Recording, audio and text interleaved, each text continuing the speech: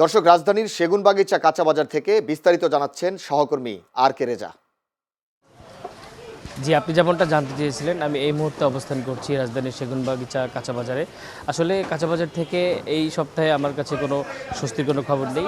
সবজির বাজারে যেমনটা প্রতিদিন হু হু করে দাম বাড়ছে, তেমনি নিত্যপণ্য প্রয়োজনীয় সবজিগুলো রয়েছে, যেমন ঢেঁড়স, তারপর হচ্ছে বরবটি, চিচিঙ্গা, পটল, এগুলোর নিত্যপণ্য সবগুলোই কাঁচা বাজারের দাম নাগালের বাইরে চলে গেছে। আমি যদি আমার পিছনে বর্তমান সেগুনবাগিচা কাঁচা বাজারের যে সবজি এবং অন্যান্য বাজারের যে নিত্যপণ্যগুলো রয়েছে সেগুলো যদি একটু আপনাদের দেখানোর চেষ্টা করি।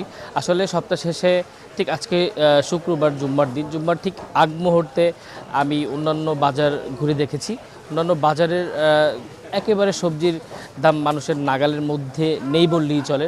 প্রত্যেকটি সবজি এভারেজে 80 থেকে 90 এবং 70 থেকে 80 টাকার মধ্যে বিক্রি হচ্ছে। যেমন আমি যদি বলি, একমাত্র আলু এবং পেঁপে ছাড়া অন্যান্য সবগুলো সবজি প্রায় 80 টাকার মধ্যে। আমি যদি বলতে চাই যে এখানে বরবটি বিক্রি হচ্ছে 80 টাকা, এছাড়া করলা বিক্রি হচ্ছে 100 টাকা, যা গত সপ্তাহে 10 থেকে 15 টাকা কম ছিল। আমি অনেক ক্রেতা এবং বিক্রেতার সাথে কথা বলার চেষ্টা করেছি। তারা আমাকে জানিয়েছেন যে প্রতি সপ্তাহে প্রত্যেকটি দিন নাগাদ তাদের প্রত্যেকটা কাঁচা সবজি দাম বেরিয়ে চলেছে। বিশেষ করে কাঁচামরিচ যেন মানুষের ক্রয় ক্ষমতার বাইরেই চলে গিয়েছে। এছাড়া অন্যান্য পণ্যদ্রব্যের যদি কথা বলি, মাছ, মাংস, বিশেষ করে মাংসের দাম অপরিবর্তিত রয়েছে এবং আকারভেদে মাছ, রুই মাছ এবং পাঙ্গাস মাছ, এগুলোর দাম গত সপ্তাহের তুলনায় এই সপ্তাহে প্রায় 40 থেকে 50 টাকা বেশি রয়েছে।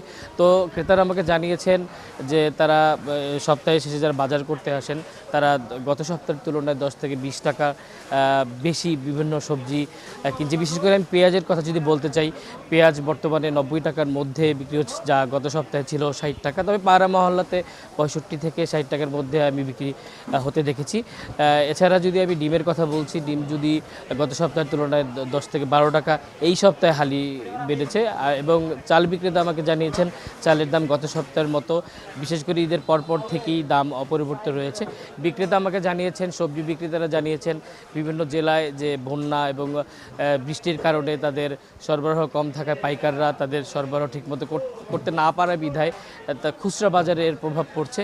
এবং ক্রেতারা জানিয়েছেন যে কাঁচা বাজারগুলোতে বিশেষ করে যারা পাইকাররা রয়েছেন এবং তাদের সিন্ডিকেটটা যদি মেনটেন করেন এবং বাজার ব্যবস্থাপনা ঠিকমতো মনিটরিং করেন, তাহলে ক্রয় ক্ষমতার মধ্যে সব কিছুই চলে আসবে বলে তারা আমাকে জানিয়েছেন। তো এই ছিল রাজধানীর সেগুনবাগিচার কাঁচা বাজার থেকে সর্বশেষ অবস্থা।